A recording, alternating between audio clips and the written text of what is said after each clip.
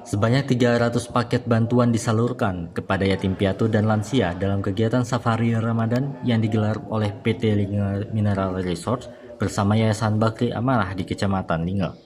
Program bertajuk Kolaborasi Kebaikan Ramadan ini dirangkai dengan berbuka puasa bersama serta pembagian kado bahagia Ramadan bagi masyarakat yang terdampak bencana hidrometeorologi. Bantuan tersebut disalurkan kepada warga di 6 desa, yakni Desa Isese, Lumut, Oak, Penarun, Pantanangka, dan Desa Linge. Kegiatan ini menjadi bentuk kepedulian perusahaan terhadap masyarakat di wilayah lingkar tambang. Supervisor Eksternal dan CSR PT LMR, Taufan Tri Ramadan, menyampaikan bahwa Safari Ramadan merupakan agenda rutin yang telah dilakukan sejak 2024 hingga 2026 sebagai wujud komitmen perusahaan dalam memberikan manfaat nyata bagi masyarakat sekitar. Sebelumnya, PT LMR juga turut ambil bagian dalam misi kemanusiaan saat bencana hidrometeorologi melanda Aceh Tengah pada akhir 2025